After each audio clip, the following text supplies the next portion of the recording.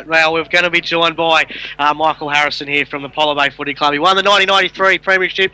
Well, Mike, how you going, buddy? Yeah, good, thanks, Blake. I got to turn your mic on. Oh, sorry. There we go. Good on you, AJ. Don't look after. Oh, it's on. Sorry. Yeah, well, once again, we're welcome again. Thanks, guys. On a sunny day down at Apollo Bay. This is just another day in Apollo Bay, isn't it? It's perfect, isn't it? Be top weather, isn't it? Sure. We saw on the drive here. We saw a few people fishing in the shorts and t-shirts. Yeah, Locals. Got to be locals.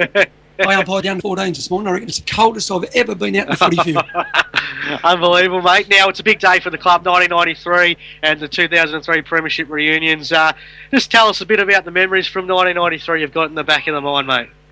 Good memories. Yeah. Any Premiership's a good memory, but no, we were huge underdogs that day and jumped them at the start and managed to hang on. Yeah, you defeated Winchelsea 12-11, 83 to 9-15, 69. Kicked 4 goals that day, mate. Yeah, we kicked 7 in the first quarter, which set it up, and then tried to hang on, stack the back line. No, a good day. So that year, Winchelsea were the benchmark, were they? Yeah, they were. And hard to beat. Yep. So coming into the grand final, what were you... Do you remember what were your pre-game rituals, or what was the mindset that day? We definitely had a mindset of we had to start well. Yep. Otherwise we were gone, and we were fortunate enough we did, and we kicked with the breeze, which helped. Yep. It was probably a 5-goal breeze. We kicked 7 and then kicked the first one into it in the second quarter. So after that, I think we only kicked 4 more goals. So, no, good day. Still went on to win the game, so that was good. What was the ground conditions like that day and the weather? Yeah, good. Similar to that? Perfect day. Yeah. And the Colac ground, was it? Yeah, it was good. Immaculate condition? Yeah. No, not as good as it is now. They reckon it's good now. But it's fantastic now. I haven't seen it, but by all reports, it's real good. We're looking forward to the finals, mate. Look at that sun shining out there, boys. You can see it through the rain. It's a shame for the listeners on the radio. They can't see it. Now, you were a legend around Apollo Bay, Michael. Also, Interleague star as well, mate. What are your memories from Interleague? And I know you didn't go down to Warrnambool this year, but you must have been proud that the CDFL are back in the Interleague race and they had a good win on this season. My word. Yeah. Interleague's good for a number of reasons, I reckon. Unfortunately, only one team wins the grand final and 5 only make the finals. There's a lot of teams that miss out. Yeah. And it's a chance for players who are loyal to clubs down the ladder to play with the other guys. I've made some terrific friendships. I think I've played 8. Yep. And, still mates with them now. Yeah, no, it's good. Absolutely fantastic. What was it like back then? Was it really 100% backing from the players and all that, or did you have a fallout towards the end where players just didn't want to play it anymore? No, not so much towards the end. There was Apollo Bay and Alvey were really behind it, so a lot of the blokes were made up from those clubs. But no, it was good. And then the memories of it really were just the guys that played were committed to do it. Yeah. And I reckon there's enough players around that you can have a successful go at it. Yeah, and you coached the last one before this season too, mate. How was that? Yeah, good. Yeah, a lot of pressure on that because we won the one the year before by about 100 and something points. But it was good. All the sides that you played back then? We played, Coleraine and all those teams over there. Yep. Geelong District. Yep. Warrnambool District. Yep. Yeah, no, it was good. It wasn't they didn't have the rankings back then, did they? So you just picked a side each year and played against. Yep. Yeah, whichever 2 leagues wanted to get together and have a game. That's do you like the rankings, or do you reckon they should? I don't know. I'm not sold. I reckon in the major leagues it's pretty good, but for a league like Colac, like next year they could play the North Pecola and District Footy League, and that goes over to New South Wales. Versus Purcell would be fantastic. Yeah, it would be great. That would be the great matchup. The only thing I can see within a league now that makes it hard, a lot of guys get paid, and clubs invest a lot of their resources to raise money for a player to go away and risk him getting injured. It's a big ask. Where when I played, hardly anyone got paid, and it was just an opportunity to play another game of footy. Whatever you get paid went back to the club anyway back in those days. Yeah. But with the rankings as well, do you like the rankings, or do you feel that Colac should probably play Warrnambool each year and build it up to be a big rivalry, so you sort of have that hatred, so it might bring a few extra players that play it and, go, all right, we hate these Warrnambool boys. We're going to try and beat them up each year. The thing that's good with that, though, Blakey, is there's not a lot of travel. Yeah, exactly right. Go whether you don't want to all of a sudden becomes a big expense. You're going up the top of the Victoria to play. As I said, if Colac don't host the game next year, they'll have to go up to New South Wales to play. Yeah. Well, I don't see. Well, take that further. Why can't they have a zone? Why couldn't you have? You got Geelong District, Colton District, Warrnambool District, then you got your other leagues up on the border as well. So a 3-hour trip, you've got 10 district leagues. Why couldn't you have that zone? and then play, and maybe have your rankings there if you want, but have that. Yeah, which is a good idea, I reckon. And the travel's not huge, and that's a cost. It is a massive cost factor to the leagues too now. Yeah, exactly. Uniforms aren't cheap, so. But we had some great times at it. I still remember now, we won one year, and Ray Cockerell, the late Ray Cockerell, gave me an signed cheque, buy the boys a drink. We went back to the bar. I don't know what the tab was, but there'd be some suspensions in this current tournament. That's brave of a footballer, an unfilled-in cheque. We're back at the Austral, just letting them ride. That's great to hear. Now, it is a big day, the Premiership reunions today, 93 and 03. What does it mean like a day today? It'd be great to mix up with your Premiership mates. All it is a chance to catch up with blokes some of these guys haven't seen since our last reunion 10 years ago. Yep. And we're lucky today it corresponds with 2003 with the boys, and they had a terrific era. They won that year and the next year. So it's just a good time to catch up, and it's like after 10 minutes it's like you've seen them yesterday. No, it's good. And I guess with the Polo Bay, like, they've had their troubles, haven't they? Like a couple of years ago, there were games where you're 1 point to 223, where 3 years later now you're sitting back and a win today could put the Bay on top of the ladder. It's an amazing turnaround. A lot of work from the club, from Baz and the committee and that sort of stuff. But it's hard because down here, if your young ones go away to college, you've got to pay guys to come in. Yeah. And it's a lot of work by community people to raise money to keep getting them. And we're fortunate this year. Tyson's got a terrific bunch of blokes. Yeah, exactly. There's some good players. This will be, I know the first game over there, Polo Bay for about a quarter and a half were competitive and then got blown away. But today's not a blow-away type of day. Yeah, no. It's a whoever wants it the most day. Now, you've become a real retired footballer. You travel around to play lawn bowls on a Saturday afternoon. I wondered how long before we're going to get into it.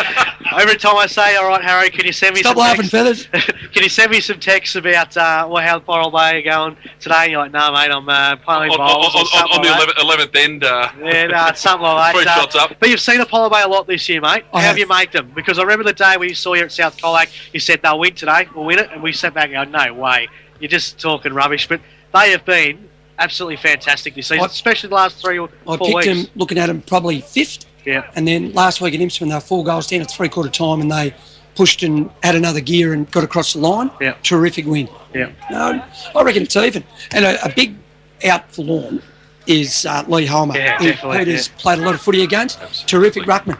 Huge hole to fill. It means, Lewis has got a ruck instead of playing centre forward, and it just changes the chemistry of their team. But look, today definitely won't suit Lawn, I wouldn't think. But it might suit us a bit better with the Hahn boys and that who get in and get it. I think we said that the first game. Your on-ball brigade was as good as any game. You just had no one to kick to. And that was a big difference. But, look, full credit. But, as Maxie said a couple of times, I've spoken to the committee down here, and we're quite confident from the start of the year. I like it to Max with, say, the GDFL having Werribee or the GFL having Colac. No one knows what happens when you're that far removed. Yeah. And that's quite confident way down. It's like, look, your 2 premierships, big day for them. You must be. There's definitely some hard things for the club. Like they had a block over months during the year. They travelled on a Wednesday night by bus to Winch to train with the guys, so they were all getting together. Okay. It is hard when you can't train as a team all together. We're looking at the Premiership sides, we're talking the reunions. 93 of the years I played, every single person bar Stephen Brewer lived in town, and he travelled every night to training. So you were together all the time. And it makes a difference. And a lot of those were boom building years too. So you had a lot of people in town working. Yep. So what are they going to do? You're not going to travel back to Melbourne or Geelong or wherever you're from. No. You're down here working, and that's why Lawn was so successful 2 or 3 of those years as well, because you had that travel, you had that work. Yep. And look, you're right. It's bloody hard now to keep sides going. Now, the rivalry with Lawn, it's a big one. The 2 sides outside Colac by a fair distance. What was it like back in 93 and in your playing days? Was there a real hatred with Lawn, or what's the rivalry you feel now? Is it the same? Well, yep. Yeah, still hate them? We've played Lawn, I think, in 4 grand finals, and we've won them all. Yep, exactly, so they will hate you on that behalf. Yeah, for sure. But on saying that, you have a heavy heart, with Casey and Tull and his family and that sort of stuff. It's sort of a bit bittersweet. You really feel for him at the moment. And I was talking to a few of the boys there. We had a guy who was our trainer in '84 when we won the Premiership, Charlie Rimmer. I did my apprenticeship with him. He fell back off scaffolding and worked a metre off the ground and broke his neck and had 4 kids under 10. He's a quadriplegic, has been 15 years. It's just, and it doesn't get easier. Yeah. They're bonding together now, but it's 5 years, it's 10 years down the track that you really need people, but no, we just really feel from it. Yeah, definitely. There'll be fundraisers where we'll get involved and do our part and hopefully play a big part in it. Well, the hatred is on the field. Like, on field, everyone has the respect for each other. You know, I played at Cobden and we hated Camden, but afterwards we'd have a frothy afterwards. And, you know, that sort of mentality, though. But round one, though, the first game, like, when you guys got the points on it, it would have felt a little bit sweet from Apollo Bay. We got it on the Facebook. What part of a little bit sweet, you it was pretty sweet. All I want to do is get on a jet ball there and bring that Coastal Cup round. Come back and sing the song a few weeks later and all that, that's fantastic, mate. Thanks for joining us this afternoon here on the Whole Thanks, boys. Have a good afternoon. Thanks, guys. We're about to be joined by an absolute legend in the CDFL, guys. Big Peter Featherstone's about to join us. If you can just fit in. He's got to stand 4 steps down. He's a dual Marnie medalist. He's played Premiership with Apollo Bay and Illawarra Back. Good afternoon, Pete. Thanks for joining us. Blakey, how are you, mate? Yeah, not too bad, mate. Just it's only 10 years ago, but do you still remember the 2003 Premiership? It was a day like today, wasn't it? It was exactly like today. Yeah. So driving here today, I said to my brother, I wish I had my bag. I wouldn't mind playing today. You're best on ground that day too, mate. It wasn't a great day for ruckman, or tall blokes, but you must have dominated somehow. It was a good day for ruckman. You've turned the mic. Oh, yeah, go again. No, it was a good day for ruckman because the ball didn't move very far. Maybe playing Lee Homer that day. Just weren't more than 2 feet away from each other all day. Just ball up, boundary throwing. So. It would have been a lot of stoppages too, wouldn't it? It would have been a hard work. Just ridiculous. You'd punch the ball 10 metres and there'd be another ball up. It's the only way the ball moves. So. Were you the only ruckman that day for the Bay? I think I was, yeah. I don't like swapping anyway, so you get a bit greedy and just stay on the ball. Yeah, that's it. Did you like playing in the muddy conditions? Oh, no, I love the mud. Sort of where I grew up at Biak, the back paddock used to flood like this, and just go out and kick the footy out there all night and days. You've been a pretty lucky man, though, because you went to Illawarra Back, won premierships there, and Apollo Bay as well, Marnie medalist as well. What are your memories from playing in the CDFL? What are your great memories? Got a lot of early memories, probably the first 4 or 5 years at Illawarra Back. It's probably the whipping boys. We always sort of finished 7th or 8th, and just playing with your mates, and you probably got 10, 15 really good mates. And, just people you get to know. You spend probably 10 years playing this league, get to know a lot of people around. So.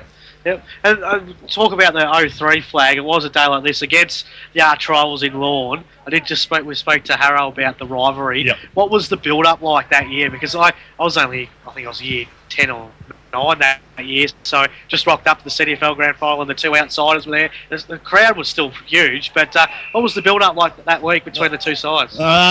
Pretty big. I sort of living here, but I sort of worked out of town a bit, and coming from Illawarra Back, we didn't have the hatred of the Coastal Cup as much, so sort of for me it was, I was sort of pretty laid back before the game and that, so, but talked to the boys and that before the game, and, it's all, we hate these blokes and, all that sort of stuff, so, it was good to go out there, and, it was just a fair old ding-dong battle, really. It would have been like, there wasn't a couple of goals in it all day, was it? Well, what was only a couple of goals kicked for the day. 5 goals to 3 or something. 5-13 to 4 goals, 8, all single goal kickers. Talk about some of your teammates too, like Tyson Holt and Tim Smith are running out there. Tyson's coaching, but Tim Smith's running out there today. But Rani Buchanan and Micah Buchanan, they would have been great little players to tap the ball to, wouldn't they? Well, it was you sort of got the midfield there was, Holdy, Rani, Micah, Scotty Risby, pretty handy blokes just to say I'm going to hit it here and to have them know that they're going to be there and not be afraid to get the ball. So. Yeah, exactly. So it would have been,